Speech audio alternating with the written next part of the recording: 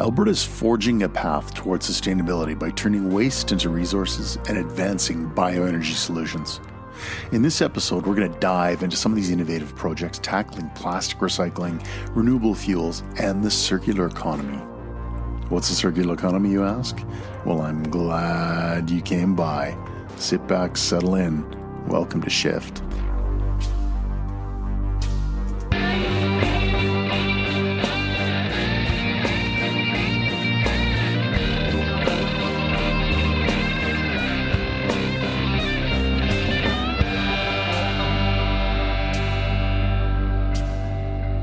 Today, my guest is Meher Niku, Program Director of Alberta Innovate's Bioindustrial and Circular Innovation Program. Meher, it's a pleasure to have you on today. How are you? Good. Thanks for having me. Yeah, no, this is great. You know, I've always been intrigued and a fan of this whole notion of circular economy. And just to give a bit of background, because our regular listeners will have heard this expression in one of my previous interviews with Ken Doyle from Tech Access Canada, where he said the circular economy is really going to be something that Canada is going to be able to play to its strengths. So in this one, you know, I'm hoping we can dive a little deeper into what the circular economy is and what your program involves and just kind of flesh that a bit. So why don't we start right at square one, and I'll get you to describe what the circular economy from your perspective is. Sure. I think before we can talk about the circular economy, we need to step back and think about how our economy is mostly operating right now, basically. So the way it works, we extract raw materials, we make different products, we use them, and then we dispose them. Mm-hmm. So that's called a linear economy. Where do we get our raw materials from? From the planet Earth. And then our planet is actually intelligent, so it can rebuild itself. As we are using these materials, these resources, the planet can rebuild itself. But with the speed now that we are extracting these materials, right now is 60% faster than the speed the planet can rebuild itself. With the way everything is growing, including the population, by 2050, we are going to need 3 planet Earths. One is not going to be enough for the resources that we are using. That's the first thing to keep in mind. Okay, so by 2050, you're saying? Yes. Now, when we're talking about those natural resources, can you be specific with what you're talking about? Is that trees and oil and gas and everything, any raw materials that we are using? Any raw materials? Yeah, for all the products. We are not talking only about nature. For the products, everything that we are making and on daily basis we are using at home, in the office, we are driving our cars, like minerals, metals, plastic, like everything that even fossils, fossil fuels, things like that. So fossil fuels. So we're using that quicker than the Earth can replenish it. And things like fossil fuels, well, that's hydrocarbons based off of dinosaurs, who we all know, that's going to take some time. Okay, so sorry. Now I think we're clear. So 2050, we need 3 Earths worth of resources to maintain our appetites. Exactly. And then on the other side, we are generating all this waste. Where do the waste ends up? If you are so lucky, you live in a jurisdiction that you have access to like a proper regulated landfill, majority of your waste is going to go there. And there are so many issues with landfills.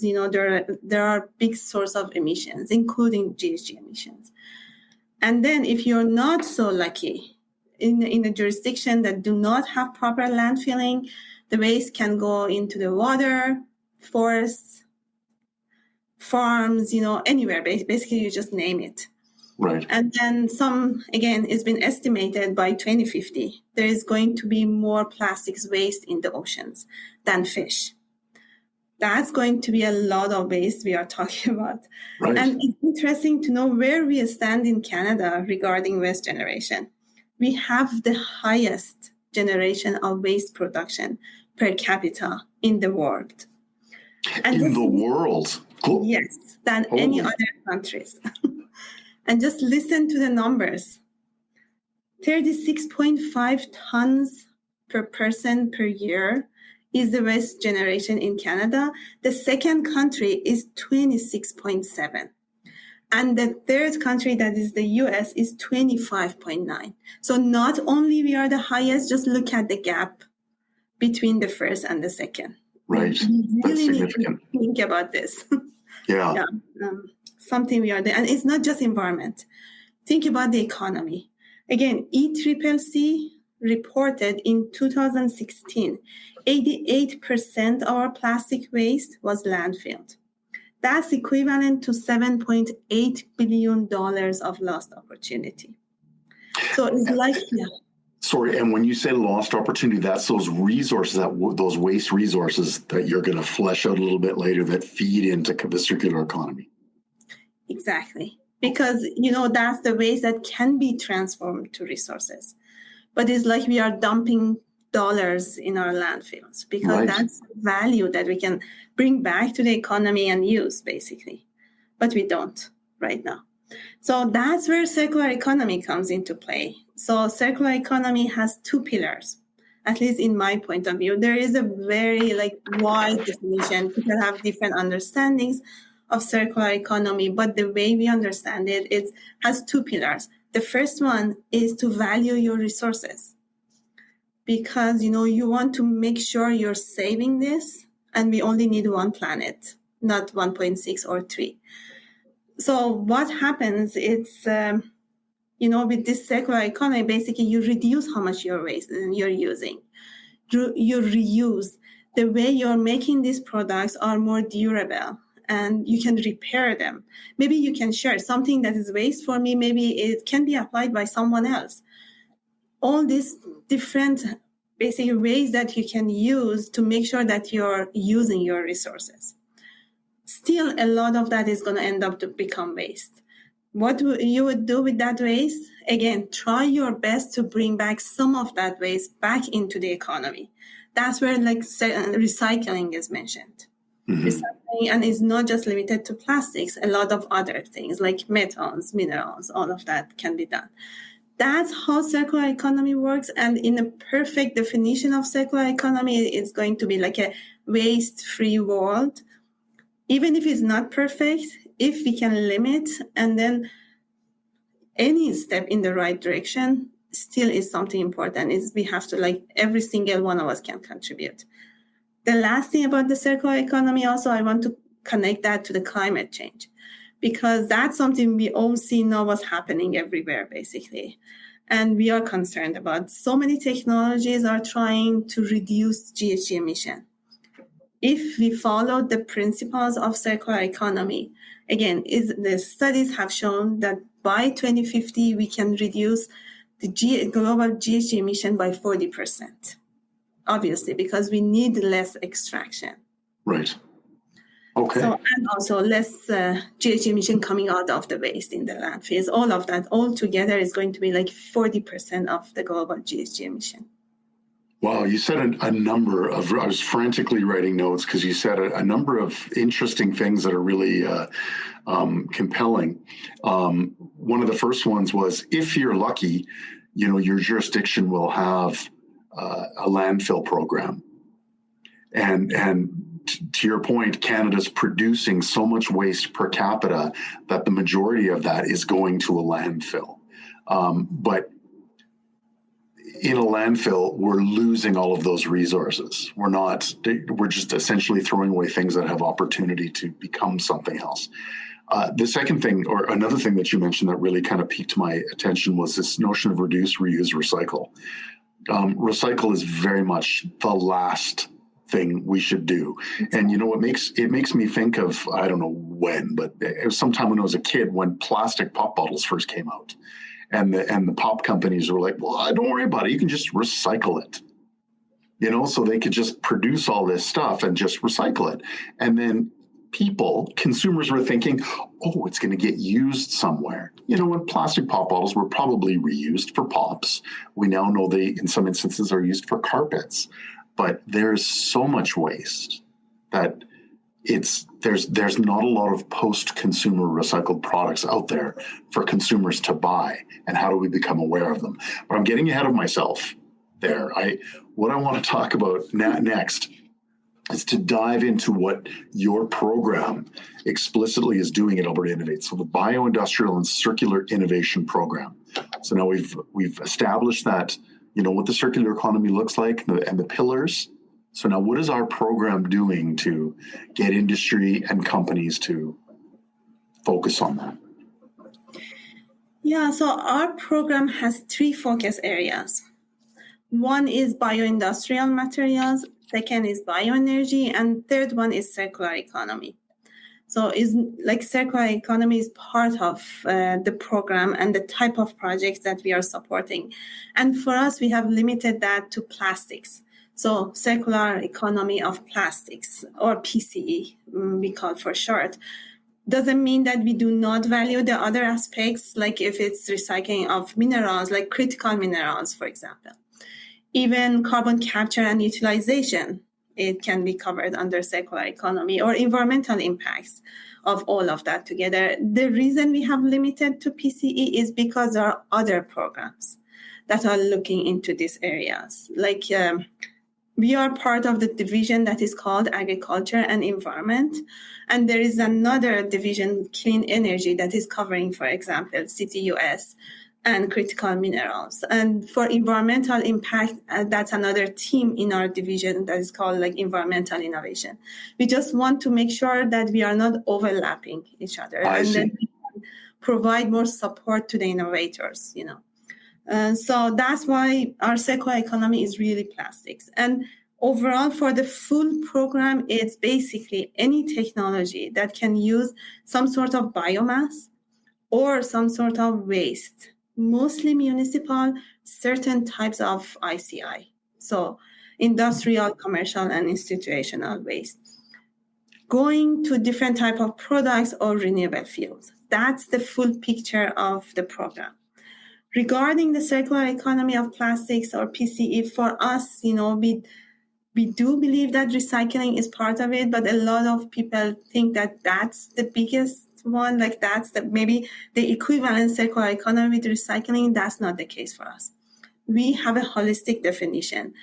If you're changing the design of your product to be like more durable, let's say, if you're removing some of the materials that have problems to be recycled at the end of life, or changing the design, and also recycling technologies. Even we have a project that is more like database technology that is tracking plastics through its life cycle.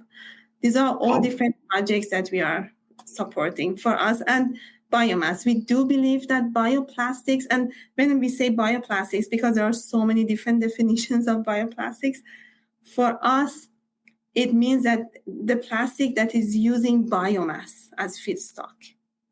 So it's not equivalent to biodegradable. The projects we support, they are biodegradable bioplastics, basically. The projects that you're supporting are biomass, biodegradable products. Biodegradable, biomass-based plastics, basically. Okay. The little mouthful, but basically feedstock comes from biomass, and at the end of life, they can be composted. They can be biodegraded much faster than conventional plastics, basically. Than conventional hydrocarbon plastics. Exactly. Okay, and that's fascinating. But there's something I just remembered. The third point that sparked my interest here, and you didn't say this phrase, but you implied it by, how do we make products last longer? We've all heard the phrase built-in obsolescence. Your washer, your dryer, which has got 1,000 constituent plastic parts to it, breaks down after 2 years of use. And, whether or not that's the manufacturer that's deliberately doing that, so you have to go and buy a new product, remains to be seen. But how do we work with industry and massive manufacturers like that to kind of, is there such a thing as built-in obsolescence? Do you believe in that? Is that? We do see that trend, That everything that is designed right now is for the lifetimes are getting shorter and shorter and shorter. That's something that is intentionally designed for us to spend more money and buy more, basically. Right. I agree with that part. And maybe that goes back to the first principles. And the reason that the way we are working with industry, because, if everything is happening the way it goes, basically we don't need any changes.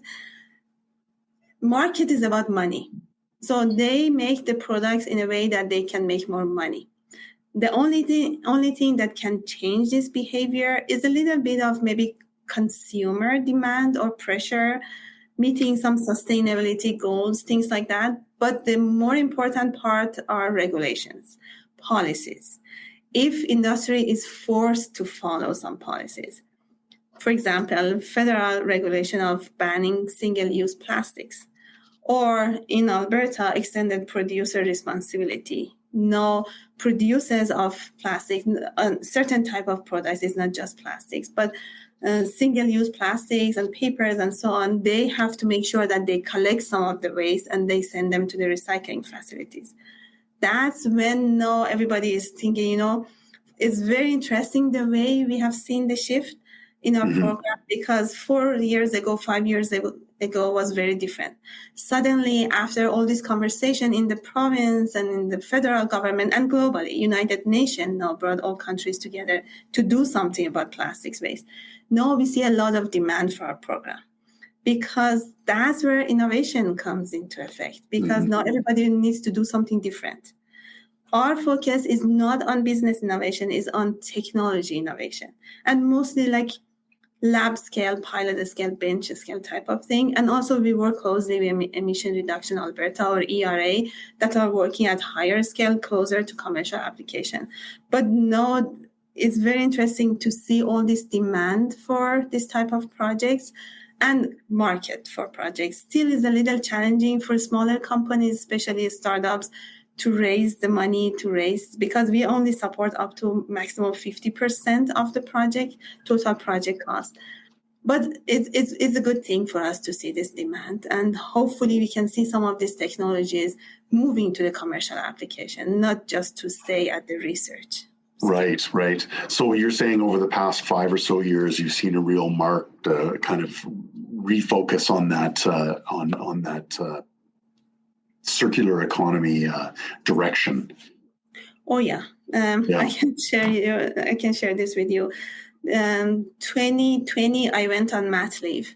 When I wanted to leave, I prepared some documentation for the person that was covering for me. Also, there were some slides, kind of promotional slides for a program projects that we were working. I had a very small comment at the end, like the last slide, plastics ? Because I started hearing some conversations around it. 10 months later, I came back, everybody's talking about plastics.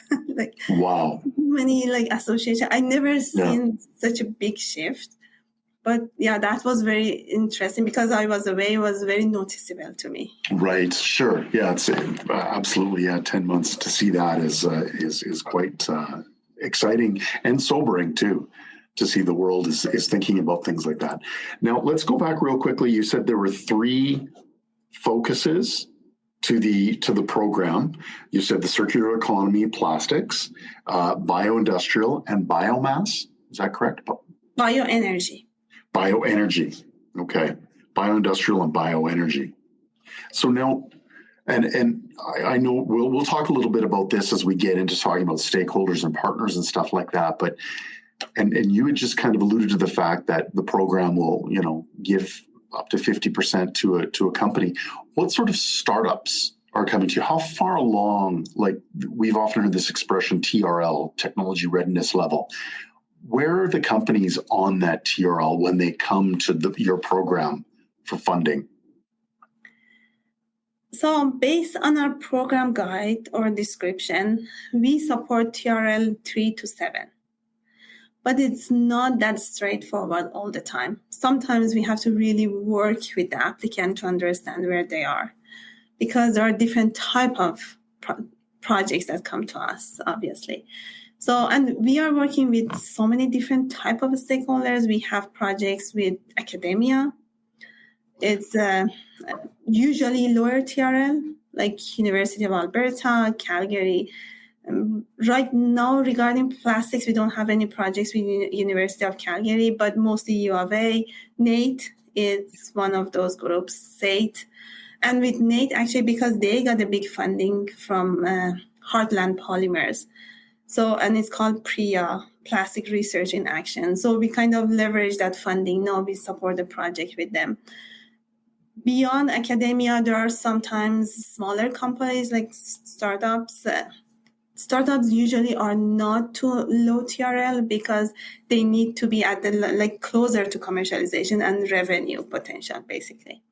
Right. And it can be recycling, like a project right now that is recycling, like hard to recycle plastics waste into cinder blocks to be used for construction industry. We have another one that is removing PVC from flooring because PVC is such a nasty kind of plastic of polymer. There are better replacements for it.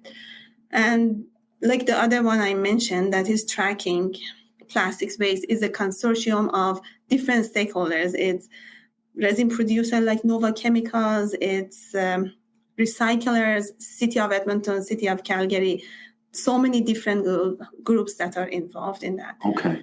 And so it can be even big industries and also small, medium size of industries, like one recycling facility that got funding from us to expand to food grade recycling content, because that's very important right now. Food grade, it's something that is very hard to get and has a very high demand in the market. Also, we support ecosystem building. It's not just about projects. For example, one of our funding went to SAID, the other one went to what we call BPEG. So it's bioprocessing. I don't remember the exact name. It belongs to the Ministry of Agriculture and Irrigation. Okay. They do provide a lot of research kind of thing. And that was very interesting to see the synergy between bio-industrial research, bioplastic research, and conventional plastic, like petroleum-based plastics, basically. Because it's the same type of equipment, same type of characterization, analytical instruments needed. So, yeah, these are different type of stakeholders depending on the project, the type of things we do. The other thing also is about studies that we do. Okay. Sometimes we just do studies like a white paper kind of format, or like one we did was a techno-economy analysis of bioplastics in Alberta. Again, was co-funded between Alberta Innovates and the Ministry of Agriculture and Irrigation to look at the potential for this industry in Alberta. The other one, we have two other studies that we have supported and our subsidiary Innotech Alberta is doing. And it's really looking at, it's more like a gap analysis of the recycling technologies to see where the innovation exists, because that's what we are about, all about innovation. Right. And it's very interesting with Innotech because they have also noticed the value of circular economy, and they have a lot of capabilities regarding that, not just plastics, also mining minerals, CCUS, all of that. And now we have formed a working group to see if we can expand what we are doing and how Innotech can support some of that innovation. And because the capabilities they have, the expertise, the facilities, all of that, it can be like a one-stop shop. They right. can support different researchers, validation, development of projects, technologies, all of that. Yeah. It's a fascinating field, when you sit back and you just think circular economy and reusing materials, redeploying them for some other purpose that have already been used once. It's actually, we've all heard the expression, it's a no-brainer. But why didn't we start this earlier? Was it just because we had a glut of fresh feedstock for whatever? They're like, it's never going to run out. Yeah, I think it's very interesting to see this is not the only one. Everything else is happening. We start something, go halfway, and then we feel, maybe we should have started differently. Then we need to go back to what good thing. But a lot of that also, as I alluded before, it's probably comes from market pressure and the economy trying to make money, consumer. Yeah. Right. Yes. Yeah. That's essentially at the end of the day what keeps the wheels rolling. Let's step back a little bit because now you've given me a pretty good sense of what the program is about. We've talked about some of those partners and stakeholders, but one of the questions I had is the key goals of the program. How do you define the key goals of the program? The key goals is really about supporting innovation. And the innovation that can contribute to circular economy in Alberta and beyond Alberta. Obviously, our key focus is in Alberta, but even the projects come from outside of Alberta, but they have some benefits in the province is something we would support. But ultimately, and even the education, sometimes making the right connections. Like we also connect to different organizations like Recycling Council of Alberta or Alberta Plastics Recycling Association. These are different organizations that really try to promote circular economy in the province. So if it's education, we don't want to believe we are just a funding agency. Yeah. Just signing the checks. A lot of times we really especially because the format we support projects is like a continuous intake.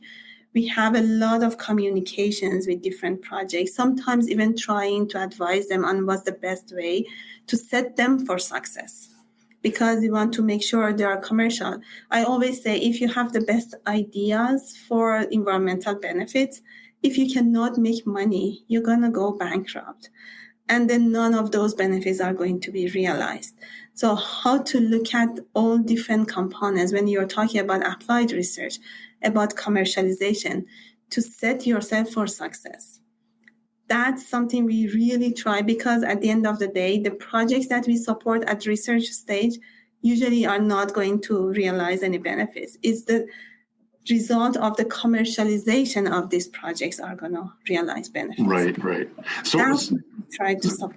Yeah. Okay, no, that makes sense. But now when you say these bench projects, they're not going to realize any benefits. Not yet, right? Exactly. We're thinking, so it's at the bench for a while and then it works through. Commercialization is that's much later in the process. Exactly. Okay, no, it's for some of these projects, if sometimes they need a connection, like let's say with industry, we make those connections. If there are different platforms like conferences, webinars that we can use for education, whatever we can do, we really try to promote and support circular economy of plastics, at least, and beyond, like bioindustrial materials, bioenergy are other components of the program. Right. Yeah.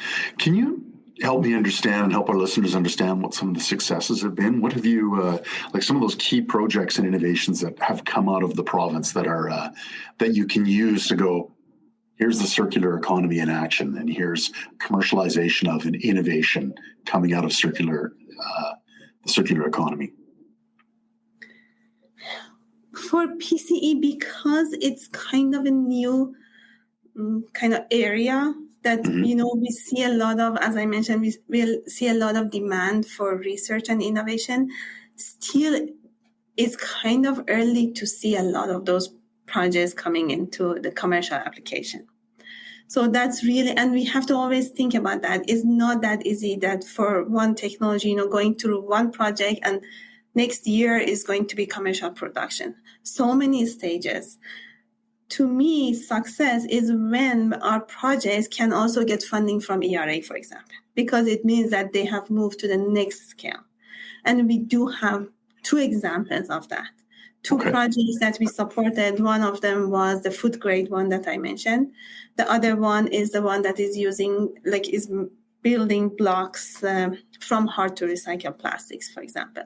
So we supported them for the lower TRL activities, and they got funding for higher TRL now from ERA. So hopefully, and especially the one that is a recycling facility, is a very strong chance that they can become commercial because they are not pre-revenue. They already have revenue. Okay. They're expanding. They already have the market. So, yeah. Sorry, is that the food one, or is that the The bricks. The food one. The food one. Okay. Grade. Yes. Yeah. Food grade plastics. The recycled. Yeah, that's right. Okay. So So then they've received, these organizations or companies have received money from your program and are now receiving money from ERA. And in addition to, seeing it go to, getting funding from another organization as well, there's also the notion in my mind of validation, where it's like, okay, other people are seeing the benefit of this too, and they're willing to support it. And it's not just you and this other person making decisions for who's going to get what money, but it's, it's a pretty rigorous process, I would imagine, to go. Okay. Exactly. How's and this even move forward? Even in Alberta Innovates, we supported one project that is making kind of bio-based straws. And then when they came to us, was very early stage. And then, we supported like a feasibility just to see, instead of importing all these materials from overseas, they can use biomass in the province. That project was completed. They applied again. Now they got another funding. So, now they want to actually use some of that, move to the pilot scale. So we do see a lot of these examples that they are going through the stages. And this company even has like the market right now. There are another one that is not pre-revenue, but instead of importing raw materials, now we are hoping we can use Alberta feedstocks, That's really cool. So do you see a lot of that? I'm kind of going off script here a little bit, but when you when you're at the head of this program, seeing people come in and going, this is the feedstock I need. Oh, well, we just happen to have, this feedstock over here made in Alberta that you can use. Is that a fairly common occurrence, or is it? It is, and at the same time, we want to make sure they understand the challenges, because it's so easy to say there is enough biomass in Alberta. We do know that we have agriculture industry, we do have forest industry, but always accessing these materials is not the easiest. So what are the logistics? Do they have, and that's what we always ask them, have you talked to anyone that is providing that biomass to you? Do you know how much you can access to? Because even there is some limitation on the transportation. It's not like, because transportation, a lot of GHG associated with that, things like that. So there are so many different factors that they need to, and that goes back to the education, to understand exactly what your project needs, because it's different from paper when you move to the real world. Sure. How practical this is, what are the logistics, what's the cost associated with that? All of that is something that we try to work with the applicants, make sure they understand and they can present a good case before we approve funding for them. Now, I'm going to throw you for another loop here, if you don't mind. Sure. But I know you have some experience with this organization, but when I think about feedstocks and getting the appropriate feedstocks and the logistics and all that, perhaps we could use them as an example. But Forge Hydrocarbons, Dr. David Bressler's work out of the University of Alberta. So now and correct me if I'm wrong, he's using biomass to create fuel for aircraft. Is that correct? Yes. Yeah. So now all of those things you talked about, where does he get the biomass from? How does he, go through the logistics? Can you use that as an example to kind of describe how that might all look and how it might play out in terms of timelines? Yeah, that's actually a very good example, because we did support that project. It's not part of our circular economy. Maybe it's kind of a sideways conversation, but because it's something that comes up a lot, it's waste to energy. And, the conversation, kind of controversy around it, that if waste to energy is part of circular economy or is not. In my definition, it's not. But it has its own values. We cannot disregard that. Why? Because it has the potential of reducing GHG. Right now, we do have a Canadian regulation, clean fuel regulation, that is mandating to add biofuels to our gasoline and also to our diesel. So there is value to that, and we have supported a lot of projects. SAF, or Sustainable Aviation Fuels, is a type of biofuels that we can see there's a lot of conversation around it. Why? Because You can, you can electrify your cars. You can use hydrogen maybe for trucks. But what would you use in an airplane to reduce your GHG emission? It has to be biofuels. You cannot electrify all the jets and, airplanes. Right. So SAF is something that has a lot of, or Biojet has a lot of demand. And David Bressler, we did support the project with them. And then they have Forge that's kind of started with the whole study at U of A.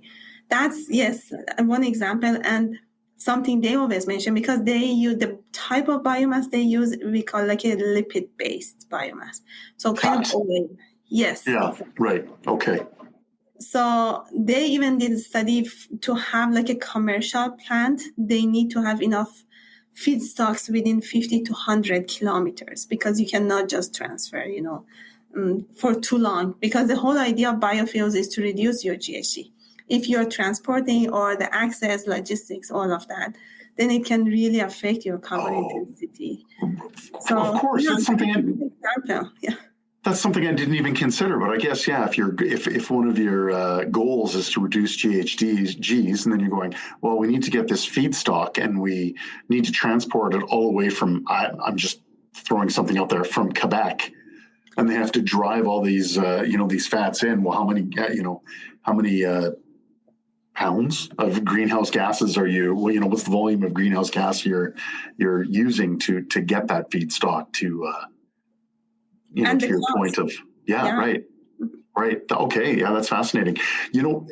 And this is an aside, and maybe this is one we can flesh out a little more over coffee, but I know my listeners are probably going to go, you had said that you don't regard that use of biofuels or biomass to make fuel as part of the circular economy. But that seems in my mind to contradict kind of this notion of our original start of the discussion where we talked about taking waste and just throwing it in a landfill. So how does it not fit your definition of the circular economy?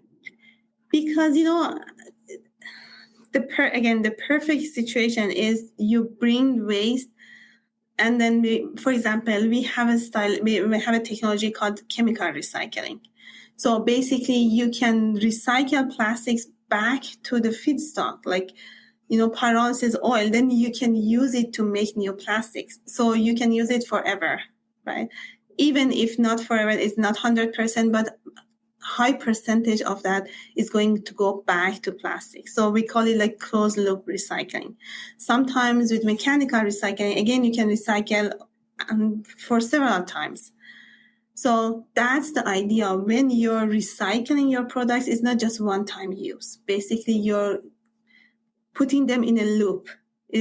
I understand, again, is not the perfect word, but that's the idea of circular economy, to bring it back, not just to burning it as a fuel. I get you. Okay. And then, because you're using it that one time to burn as a combustible. Now it's not in that loop anymore. Exactly. I get you. And for me, that's sometimes I don't want to get into that controversy, because whatever you name it, it has its own values. And in the real world, it's something we need, and it's the potential for GHG reduction. And for certain type of waste, if you think about it, food waste, right? Manure or carcasses from animal farming. How can you recycle them? The best way is to use a technology called anaerobic digestion to make biogas, and then replace your natural gas, or make renewable natural gas. You replace your natural gas. So you're using it for waste management. At the same time, there is a lot of GHG reduction when you're using this. Or pulp and paper industry is using a lot of the forest residues. After they do all the manufacturing, they have residues. It's all biomass, and they burn it to use as source of heat electricity. There is a lot of value. Instead of burning natural gas, it helps them on the financial side, environmental side, all of that. So there is a lot of value, and we see a trend. It's very interesting. Now, all these companies that are using bioelectricity now are talking about carbon capture and storage. Mm-hmm. So we call it BECCS, bioenergy and CCS. So basically, they want to remove their CO2, and they can easily go net zero, even negative. So, it's a lot of value in what these guys are doing, but exactly does it fall under circular economy is a little gray, and something that I try to avoid to get into the circular thinking, and whatever you want to call it, there is value, but it's not the type of technology that we would consider to support as part of circular economy. It's just a different category. Yeah, I get you. Okay, no, I think that's perfectly clear, and it's that closed loop versus while they are reusing something, it's almost a one-off. Right. Okay. You mentioned, and now you've all of a sudden become my expert on all things waste. You mentioned anaerobic digestion.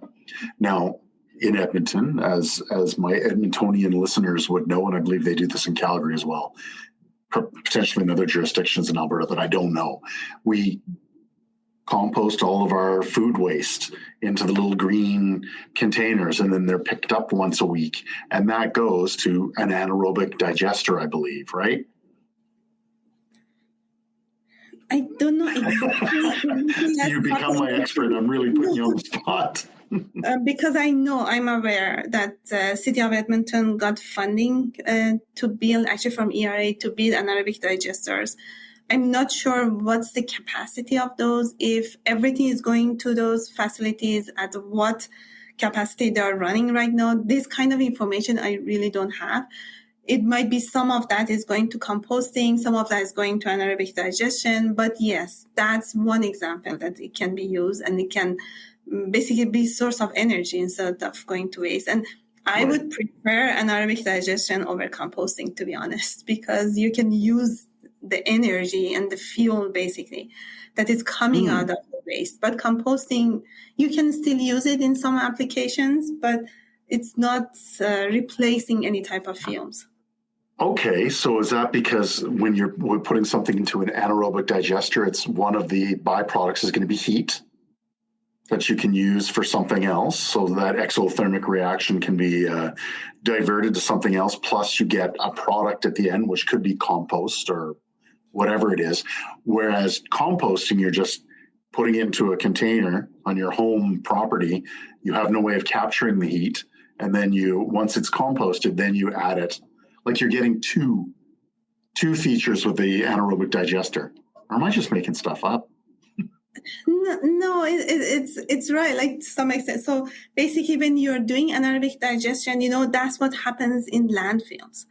What happens, because when we have biomass and it's exposed to oxygen, to air, it reacts and then makes CO2. But if it doesn't have contact with oxygen, becomes methane. That's one of the problems with landfills, because we have methane release. But then if it's in a facility like anaerobic digester, like in a digester, you can collect that methane and then use it. It's like natural gas.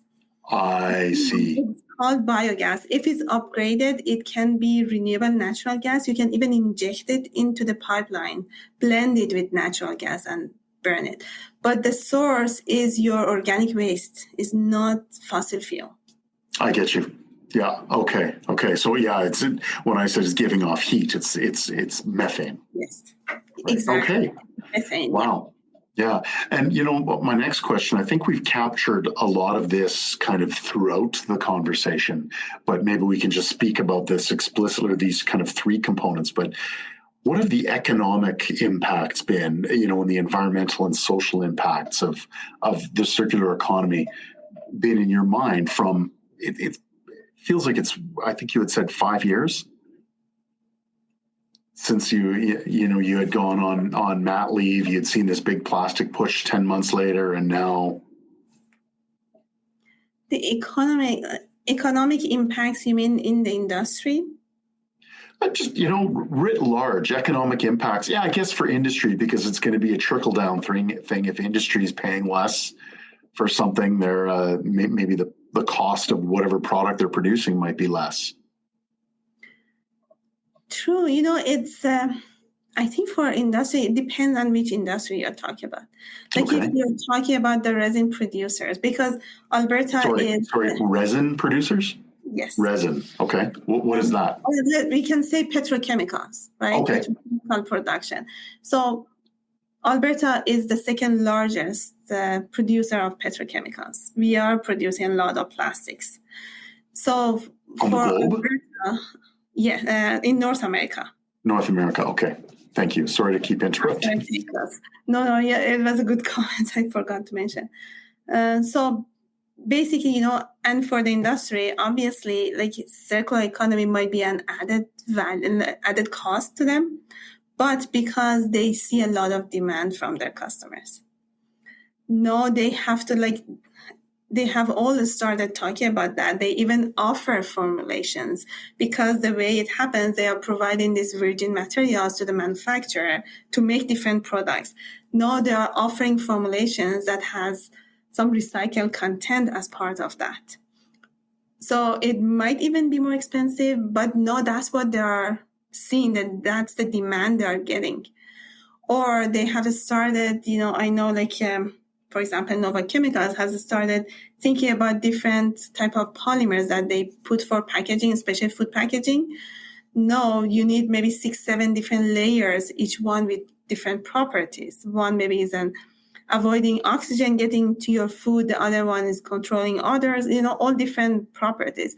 If they can come up with polymers and instead of 6 layers, they can use 2, then it's much easier to recycle, things like that. So maybe short-term would be some added costs for some facilities, but in reality, it provides support for the recycling industry. There was a study Conference Board of Canada did a couple of years ago. They said recycling industry is $1 million industry, kind of bridge between $2 billion industry, waste management and petrochemicals. What's the reason we don't see enough money and we don't see enough support for this smaller recycling facility that can support circular economy? Regulations like we see coming from federal, provincial government can support this industry. So that's where we can see some of this maybe economic value. Smaller groups that now can catch up because now there is more demand for what they have. We can maybe expand. Hopefully we can see more money going to for recycling and then see different type of plastics actually get recycled, not just certain types. Right. So maybe long term we can see all of that, maybe in different format, not going to the same industries that are already rich. Actually, some others can benefit from that. Yeah. Right. But what you said moments ago about you were discussing the layers of polymers that are going into, and I think a light went on for me, and I'm assuming that's why certain items can't be recycled, because they've got all of these different layers of plastic in them. One to keep oxygen out of your food, one to keep the odors down, one to, be a penetrant, not, to protect the whatever it is from UV light. So if the polymer industry gets better and they can figure out how to reduce from 6 polymer films on the plastic down to 1 or 2 that can do all of these things, and that's fed by the recycling industry, well, that's a win for industry writ large, I would think, because now you're having to produce fewer films for your packaging. So I think what I'm doing is hypothetically somehow supplementing your argument in an awkward sort of way. Yeah, that's true, because then, you basically need less. And I always say there is something called the wish cycling. So it's not actually recycling. Wish cycling? Yes. Oh, I do that a lot. Because you think, oh, for sure this is recyclable. But sometimes, and that was one of the things we learned from the study that Innotech Innotech team did, that a lot of times is not just the type of polymer that needs to be recyclable. Different layers that you're putting together. Maybe you're attaching some of that to metals or different type of inks, even labels that you're using. Sometimes additives to polymers make them non-recyclable. It's not that easy to recycle. And a lot of that comes before these materials end up in the recycling facility.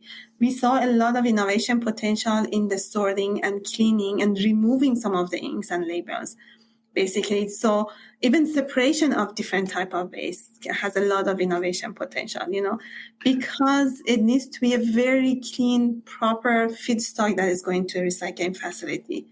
basically to be processed. Right. So many different factors are in play. Oh, okay. Right. So you can't turn something into a feedstock. No, it's just got a little bit of paper on it, or it's just got a little bit of this or that. It's got to be pristine. To some extent, some of the contaminations they can remove in the recycling facility. Some of them are easier to come off.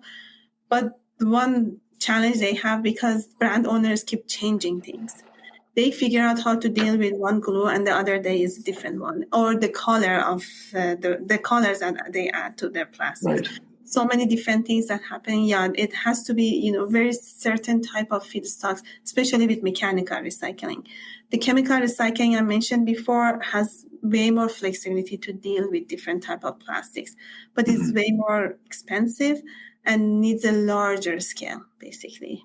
And Alberta is not a very big province. If you think about the population, all of that. That has one of the challenges with the cost of chemical recycling. Yeah. Okay. Now, it's interesting because, the third component to this was, economic, environmental, and social impact. And we talked a little bit about, it's what the market wants. And the market is kind of that title for all of the consumers and the people who are going. What we vote with our dollars a lot of times, and we vote for convenience quite often. When I'm packaging a few ideas up here.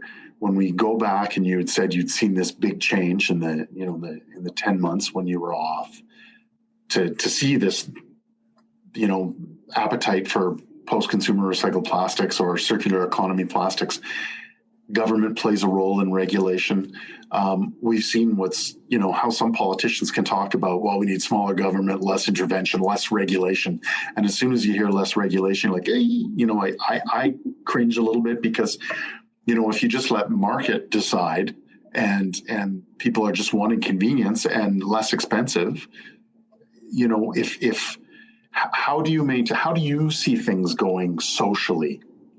People may want it, but if the regulations start to slip a little bit, will people keep going for it? If it's kind of a maze of a bit of a conundrum of how to move forward. And I'm putting you on the spot, and I don't mean to do that. But you know what? Let's keep that parked in your head, but because I think it fits into the next question where we're talking about, do you have tips for people, for Joan and John Q Public out there who are thinking, I want to get involved? And we've often heard, well, you go to the coffee shop and don't bring a reusable cup. What impact does one person have? Okay.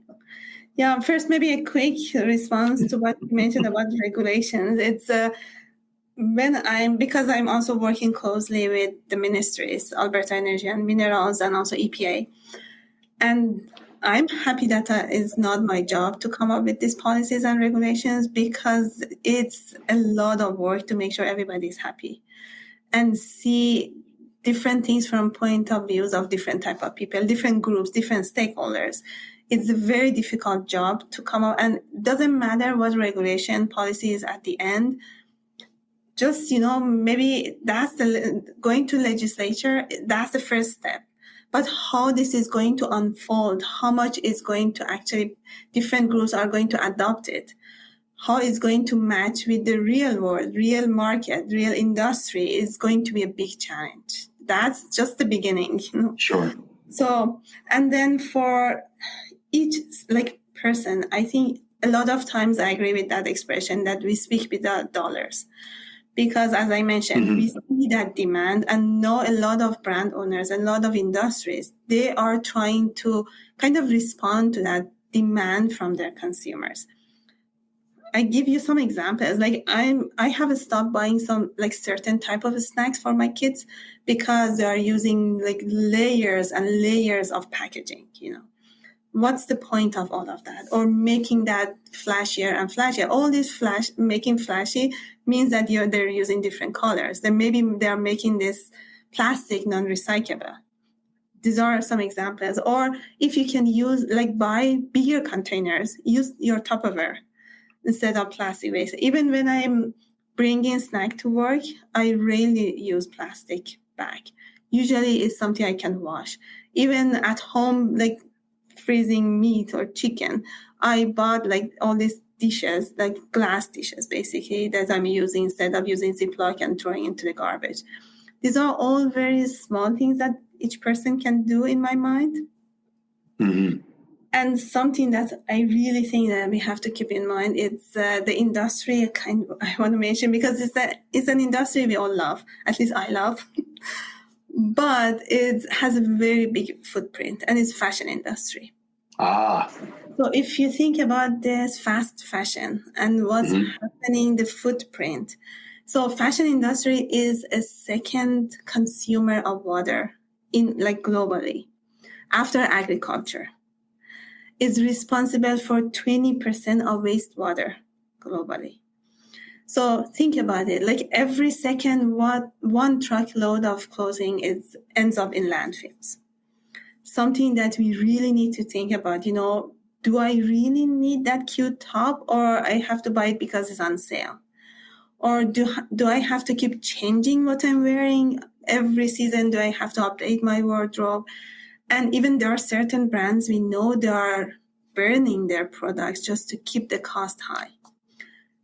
Right. Things like that, it's really can make a big difference if we want to be a little more aware. And it's not just the plastic that we see. A lot of our electronics, do we have to update our phones every time that there is a new one? Because again, going back to the market, they want to make money. They always give you something to buy. But do I really need all of that? It's something that I think is something it does not depend on industries. It depends on individuals. And the other thing also, I want to go back to recycling. That's not a proper way of dealing with your waste. We all love to see everything gets recycled. In Canada, only 9% of plastics waste is recycled. So 9%. Only 9%. So what I put in my recycling bin, what I put in my green bin is very important. Up to 10 to 15% contamination is manageable. Anything beyond that basically is ruining what you have. Usually different, like I know City of Edmonton has an app. You can check where your waste belongs. It tells you if it has to go to green or black or blue. That's an easy way. If you're not sure, put it in your black bin. Do not contaminate the other two that have actually some applications. So, yeah. Okay, so I think I wish cycle a lot because I've heard that before, and I went, nah. I'll put this plastic container in recycling. They'll figure it out. But you're saying no. If in doubt, chuck it out. Yeah, first check with your app or different sources. Make sure it belongs before you put it, and try to remove the contamination as much as you can. Yeah. Right. Or let me add something. Let me add a couple of things to that. So if in doubt, chuck it out. If in doubt, use it to put your leftover stew into your fridge, rather than some dish. And another thing is we vote with our dollars, but we also vote with our ballots. So engage your politicians.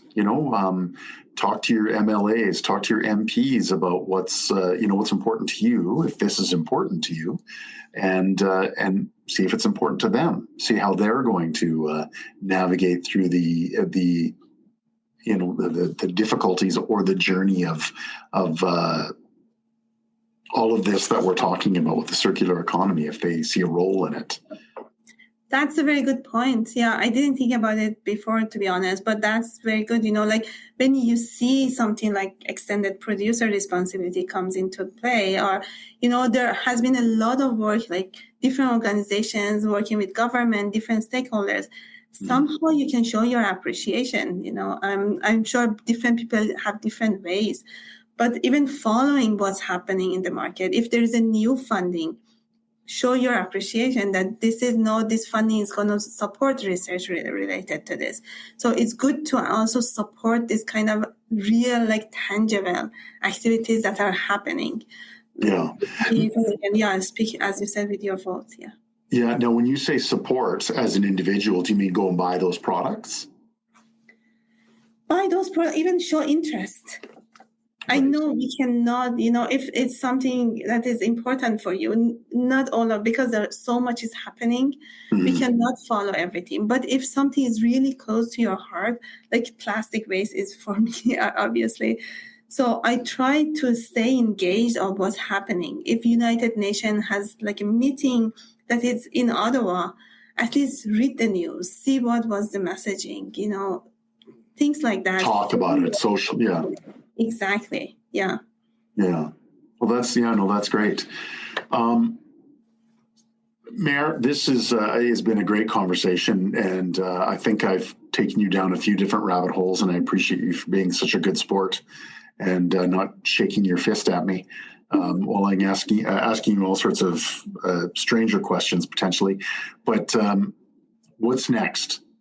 Anything coming down the road? What do you think is going to be the big thing for 2025? From my point of view, all these exciting projects, because we still have applications happening. ERA has a big call that NO is accepting applications. Deadline is June 22. And I'm really excited to see what kind of projects are coming down the pipe. And I've already talked to some groups. I know they are putting application in.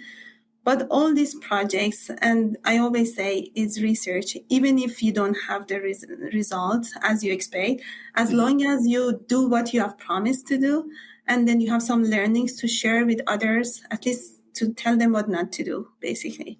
Right, yeah. And then, or how to deviate from the original plan, do something else, maybe approach a new stakeholder.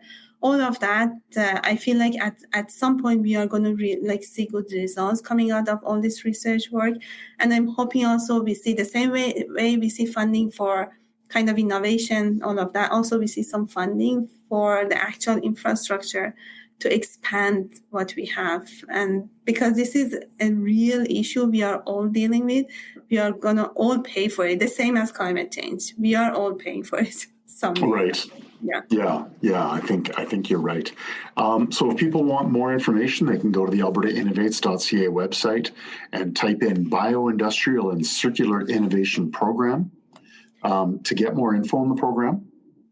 So basically, because there has been some internal changes and now we are going to some reviews and so on, we have not really updated for a few months now our website, but there is going to be a major change in April, hopefully after end of fiscal year.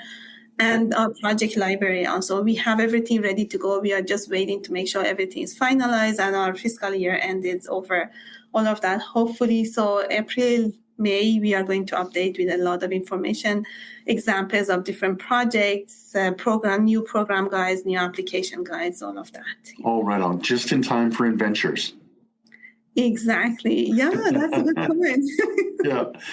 Well, Mayor, this has been great. Thank you very much for spending the last little while with me and telling us all about this wonderful program.